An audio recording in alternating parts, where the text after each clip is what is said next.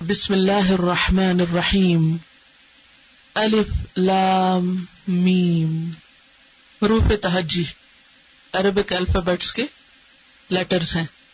الف جس سے الف با تا شروع ہوتا ہے اور انہیں میں سے ایک ہے لام اور انہیں میں سے ایک ہے میم. الف لام میم. ان کو لکھا اکٹھے جاتا ہے لیکن پڑھا الگ الگ جاتا ہے. چونکہ الگ الگ پڑھا جاتا ہے اس لیے ان کو حروف مقطعات بھی کہا جاتا ہے. مقطعات. اور مقطعات کا لفظ ہے یہ قطع کرنے سے. قطع کرنے کا کیا معنی ہوتا ہے؟ کاٹنا. کاٹ کے چیز کو کیا کیا جاتا ہے؟ الگ الگ کر دیا جاتا ہے. مثلاً آپ سبزی کاٹتے ہیں نا, کیا معنی ہوتا ہے کاٹنے کا؟ جی اس کے ٹکڑے ٹکڑے کر دیتے ہیں. تو یہ حروف لکھے اکٹھے جاتے ہیں اور پڑھے الگ الگ جاتے ہیں, توڑ توڑ کر پڑھے جاتے ہیں. اس لیے ان کو حروف مقطعات کہتے ہیں. یہ قرآن مجید کی کئی ایک سورتوں کے شروع میں آتے ہیں.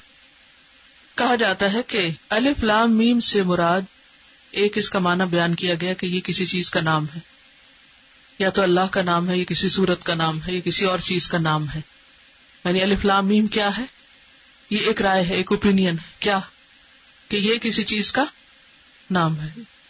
یعنی اگرچہ حروف ہیں الگ الگ پڑھے جاتے ہیں لیکن اس کے باوجود یہ جب الف لام میم لکھا جاتا ہے تو یہ اس کا ایک معنی ہے. اور معنی کیا ہے؟ یا تو اللہ کا نام ہے یا پھر یہ کسی سورت کا نام ہے. دوسرا اوپینین یہ ہے کہ اس کا کوئی معنی نہیں ہے. there is no meaning. یہ بس صرف لیٹرز ہیں, الف لام میم. تیسرا یہ کہا جاتا ہے کہ معنی تو ہے لیکن ہمیں نہیں معلوم, اللہ کو معلوم ہے. اللہ عالم بمرادہ, اللہ کو پتا ہے اس کا کیا معنی ہے الف لام میم کا. ایک اور معنی یہ بھی بتایا گیا کہ الف سے مراد اللہ ہے, لام سے مراد جبریل ہے اور میم سے مراد محمد ہے. اللہ کی طرف سے یہ کلام آیا ہے, جبریل لائے ہیں اور محمد صلی اللہ علیہ وسلم پر نازل ہوا. ایک معنی یہ بھی کیا جاتا ہے. چوتھی رائے یہ ہے کہ اس کے بارے میں خاموشی اختیار کر لی جائے, نہ یہ کہا جائے کہ کوئی معنی ہے اور نہ یہ کہا جائے کہ کوئی معنی نہیں ہے. الف لام میم بس الف لام میم, کچھ بھی نہیں کہا جائے. لیکن یہ کیسے ہو سکتا ہے کہ ایک چیز قرآن مجید میں موجود ہو اور اس کے بارے میں کچھ بھی نہ کہا جائے؟ یہ سارے اوپینین سمجھ آ گئے. اور اس کے علاوہ بھی کچھ اور باتیں کہی گئی ہیں جن کی تفصیل اس وقت ضروری نہیں, اتنی بات کافی.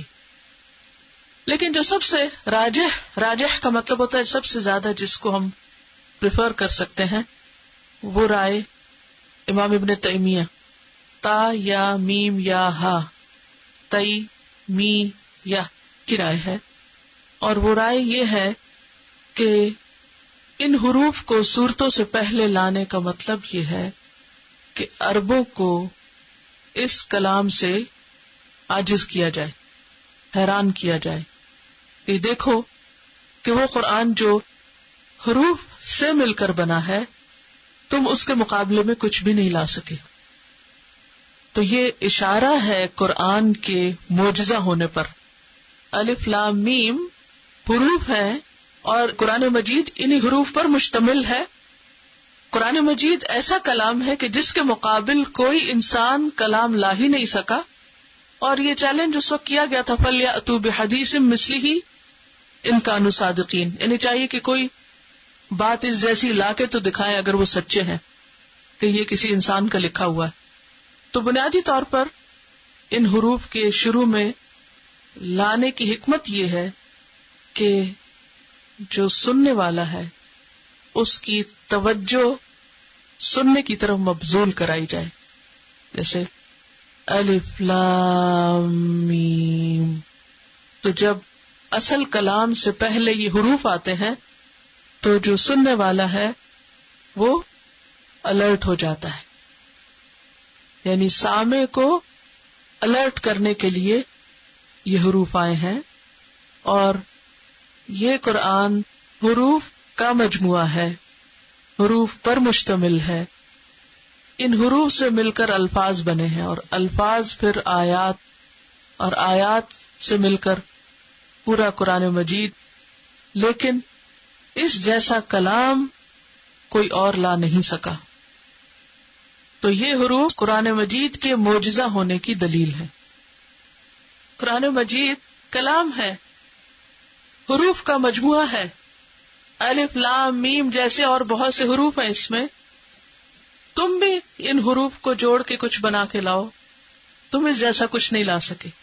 ذالک، ذا جو ہے اسم اشارہ کے لیے، اور لام جو ہے دور کے لیے، ذالی، اور کا مخاطب کے لیے.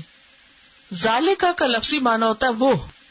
عربی زبان کا ایک اسلوب یہ ہے کہ جب کسی چیز کی بلندی اور عظمت کا اظہار کرنا ہو تو اشارہ قریب سے نہیں بعید سے کیا جاتا ہے.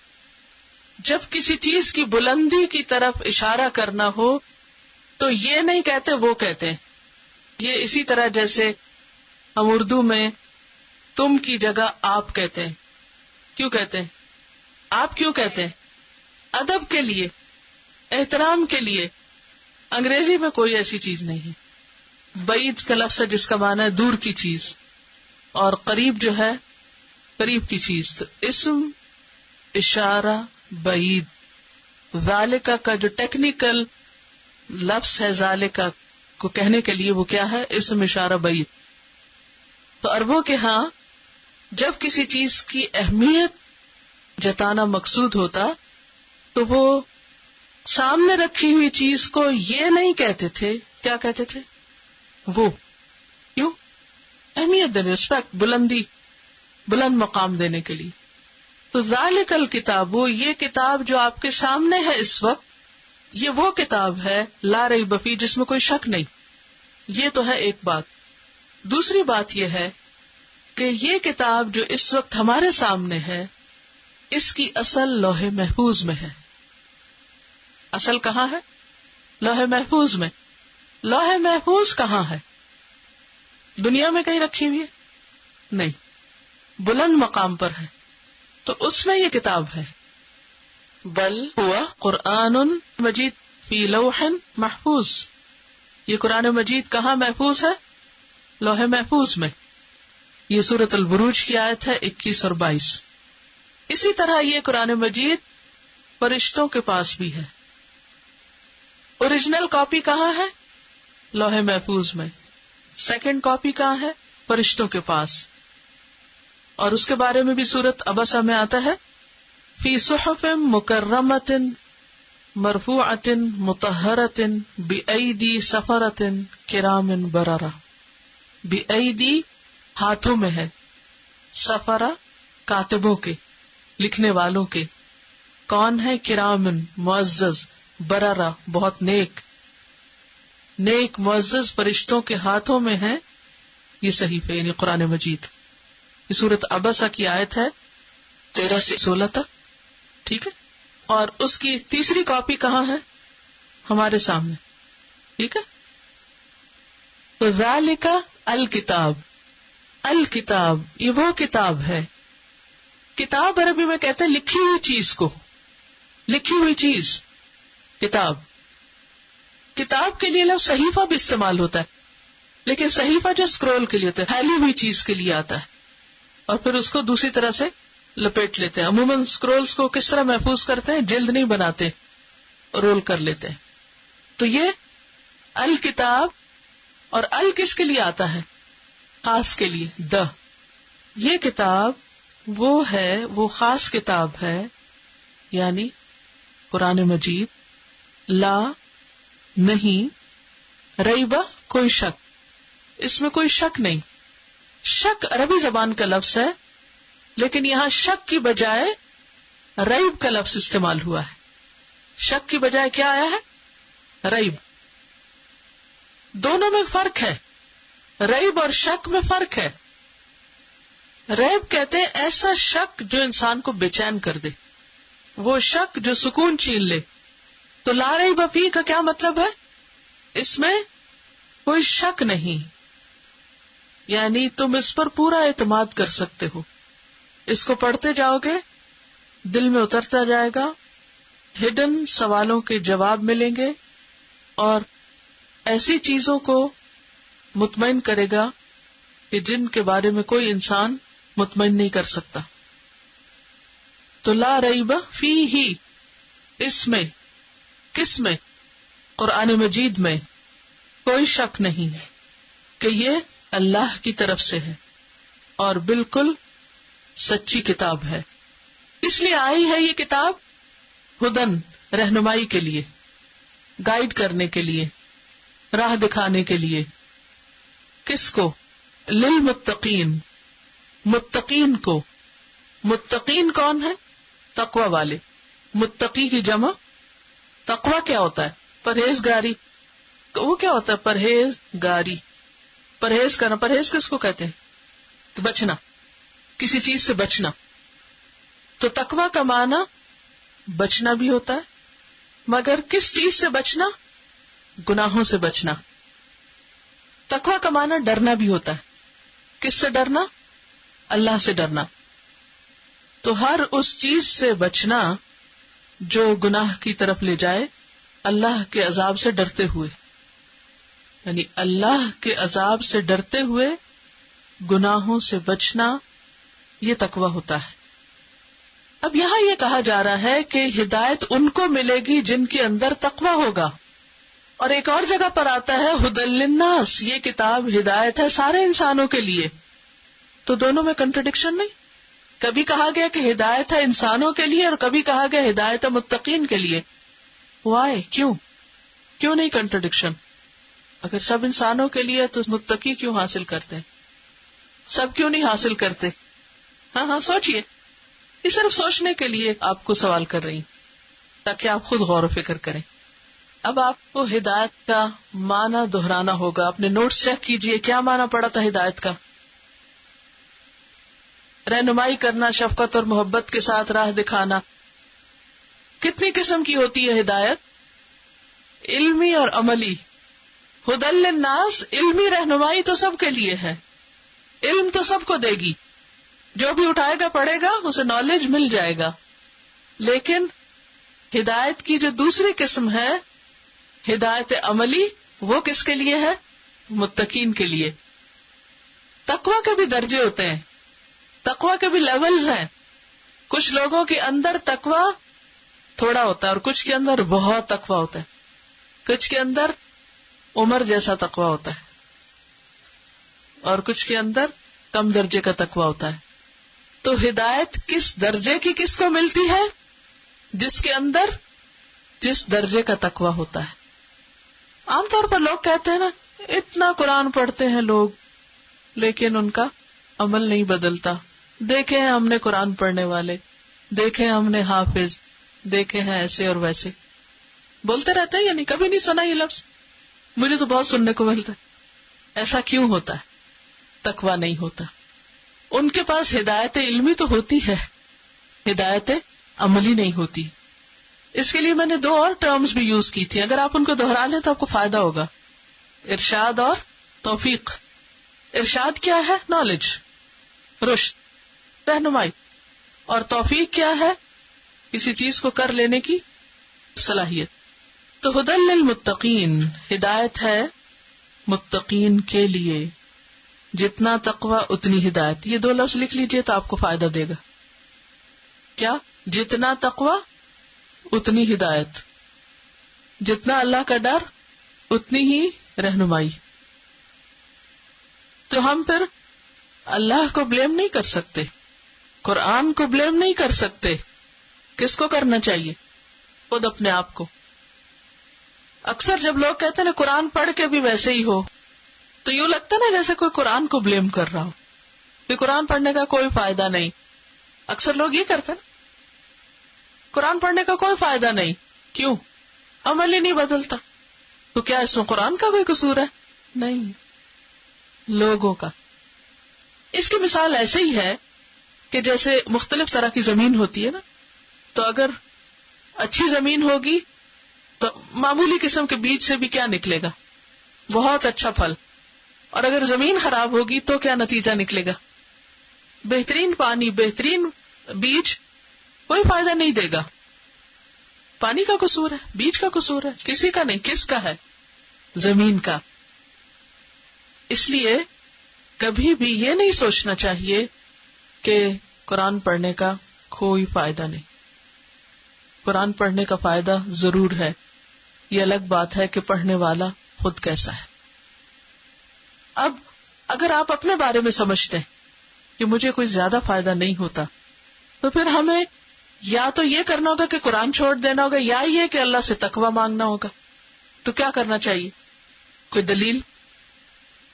نبی صلی اللہ علیہ وسلم کی دعا آپ کیا مانگتے تھے؟ اللہم آت نفسی تقواها وزکھا انت خیر من زکاہا انت ولیہا ومولاہا.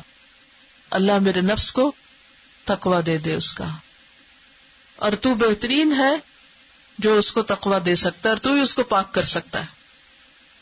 مسنون دعاؤں کی کتاب ہے نا, قرآنی اور مسنون ہے, اس میں لکھی ہوئی ہے.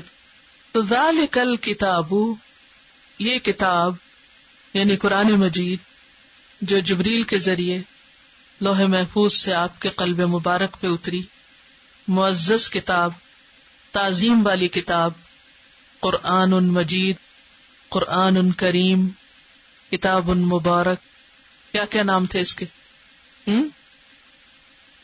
لا ریب فیہ, اطمینان سے پڑھو, کوئی شک والی بات نہیں اس میں, بالکل سچ ہے, حقیقت ہے.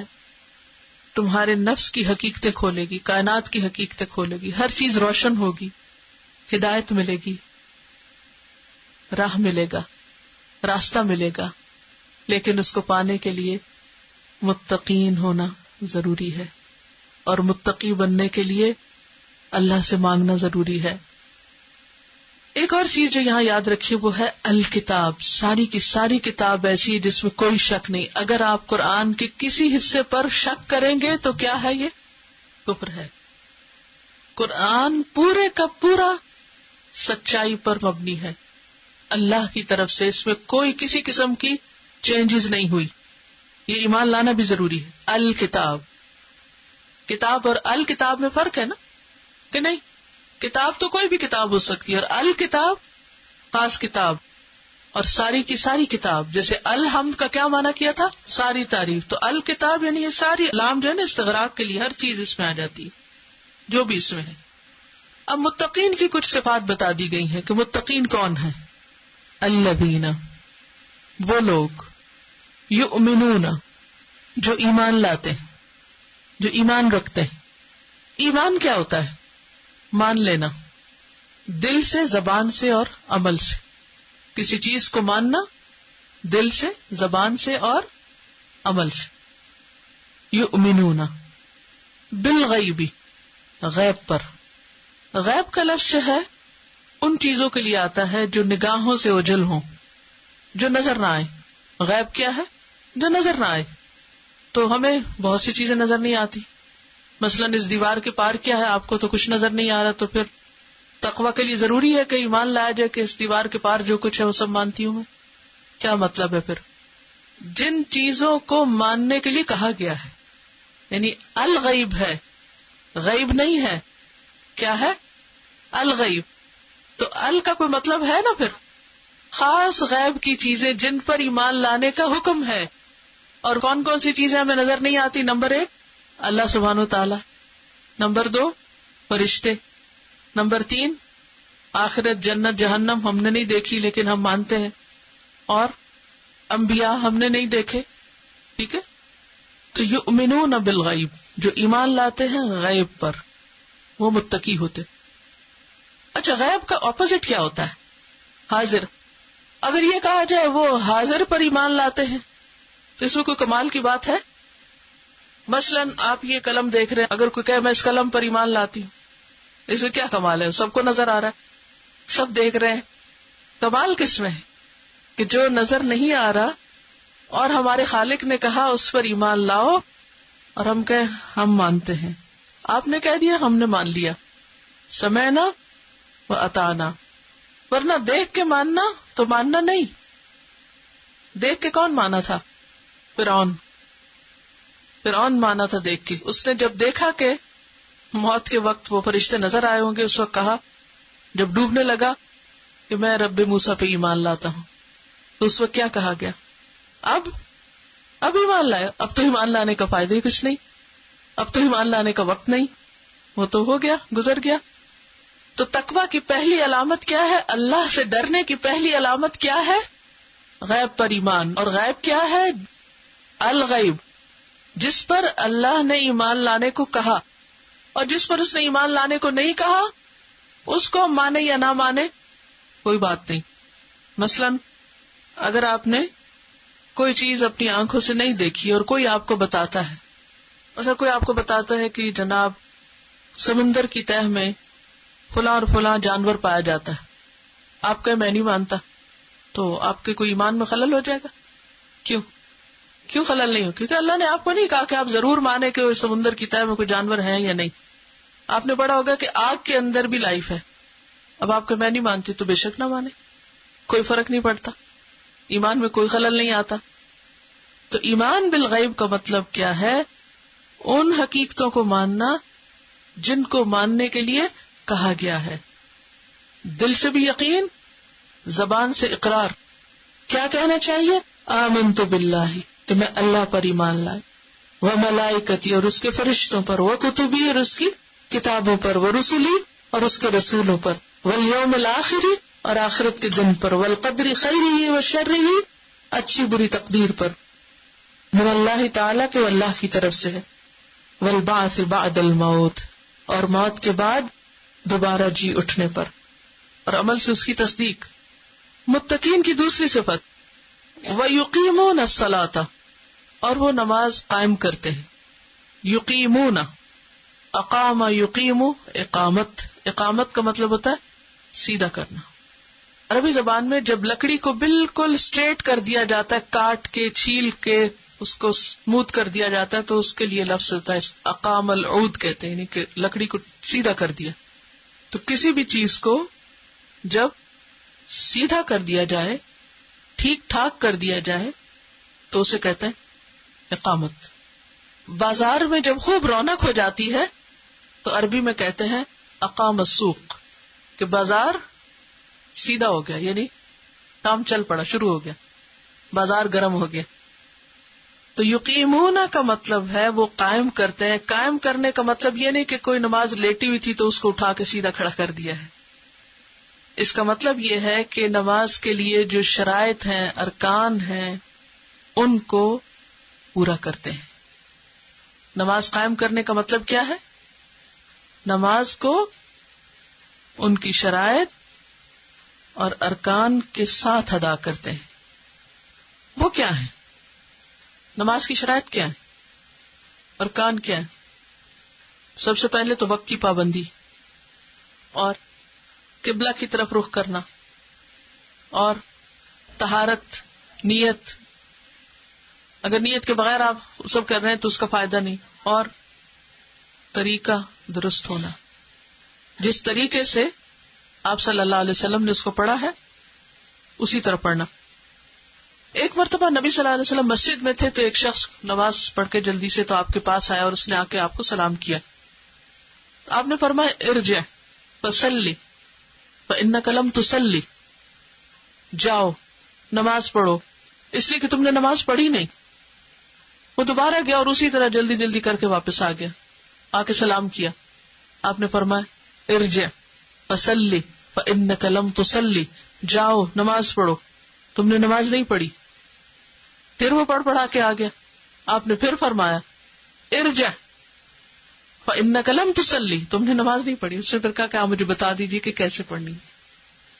تو پھر آپ نے اس کو طریقہ بتایا کہ کس طرح جب تم کھڑے ہو تو سیدھے کھڑے ہو اور اس طرح قرات کرو، اور پھر جب رکوع کرو تو اطمینان سے رکوع کرو، جب رکوع کے بعد کھڑے ہو تو اطمینان سے کھڑے، اور جب سجدے میں جاؤ تو ٹک کے سجدہ کرو، پھر اٹھ کے بیٹھو اطمینان سے بیٹھو، پھر دوبارہ اطمینان سے. تو یہ جو اطمینان سے نماز پڑھنا ہے، جس کو تعدیل بھی کہتے ہیں، یہ کیا ہے؟ نماز کا رکن ہے.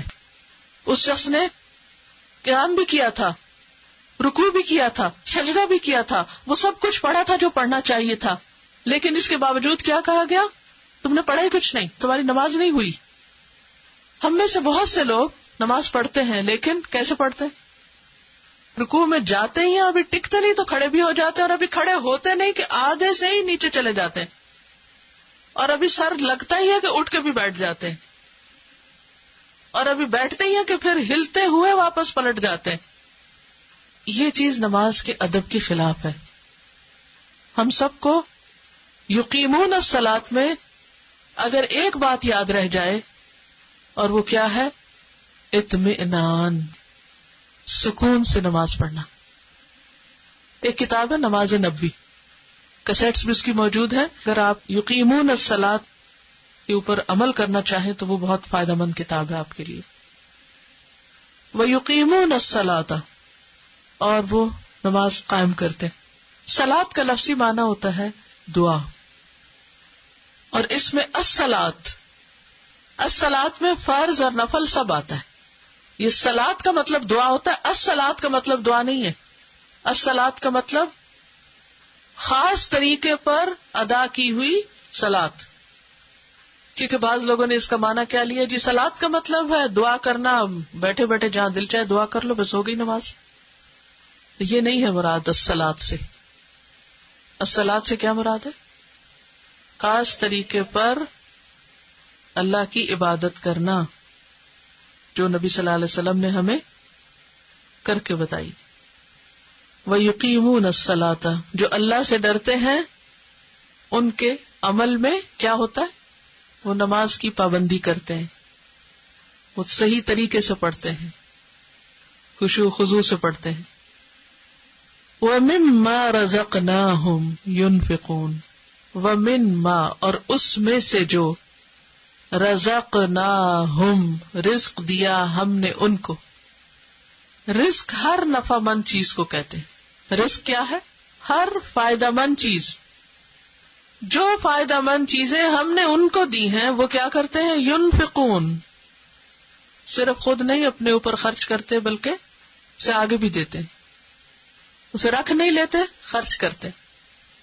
ينفقون، انفاق سے. ينفقون کا لفظ جو ہے نون فے قاف سے ہے. انفق ينفق، انفاق. نفق کہتے ہیں سوراخ کو، انفاق کہتے ہیں سوراخ کرنا. تو ينفقون یعنی جو ہم نے ان کو دیا ہے اس کو وہ آگے بھی دیتے ہیں، خرچ کرتے ہیں.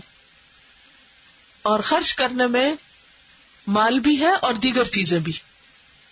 اگر یہاں صرف مال بھی مراد لیا جائے تو اس سے مراد زکوٰۃ، صدقات، سب چیزیں اور نفقات. 3 لفظ لکھ لیں گے، زکوٰۃ، صدقات، نفقات. یہ آپ دیکھیں 3 لفظ، زکوٰۃ واجبہ، صدقات مستحبہ اور نفقات لازمہ. یہ ينفقون میں آتا ہے. زکوٰۃ واجبہ کا کیا مطلب ہے؟ فرض کی ادائیگی.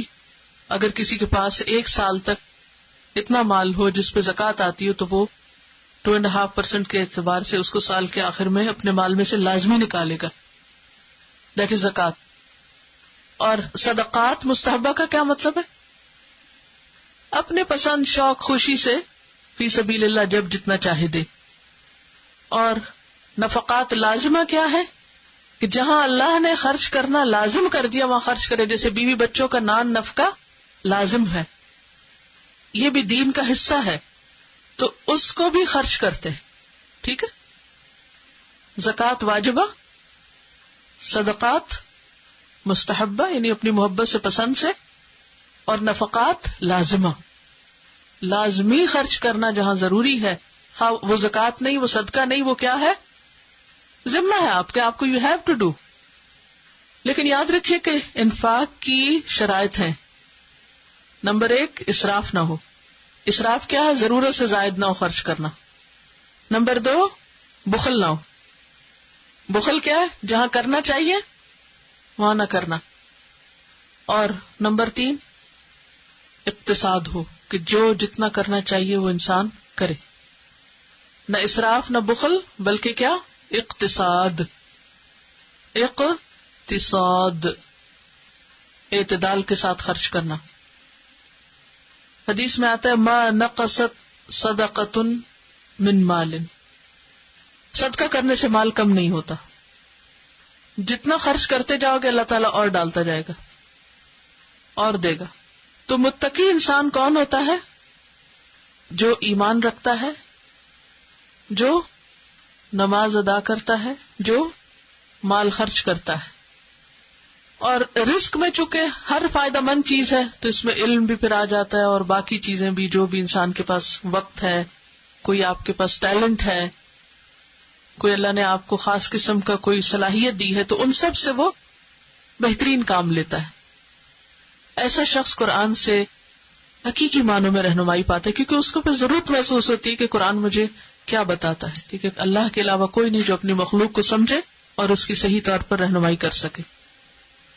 آپ اگر اپنے ٹیکسٹ کو سامنے رکھ کے دیکھیے کہ کیا سمجھ میں آتا ہے. ذالک الکتاب لا ریب فیہ ھدی للمتقین الذین یؤمنون بالغیب ویقیمون الصلاۃ ومما رزقناہم ینفقون. تو اس سے پتہ یہ چلتا ہے کہ اگر ہم چاہتے ہیں کہ کتاب سے ہم کو فائدہ ہو تو کب ہوگا؟ جب یہ کام کریں گے.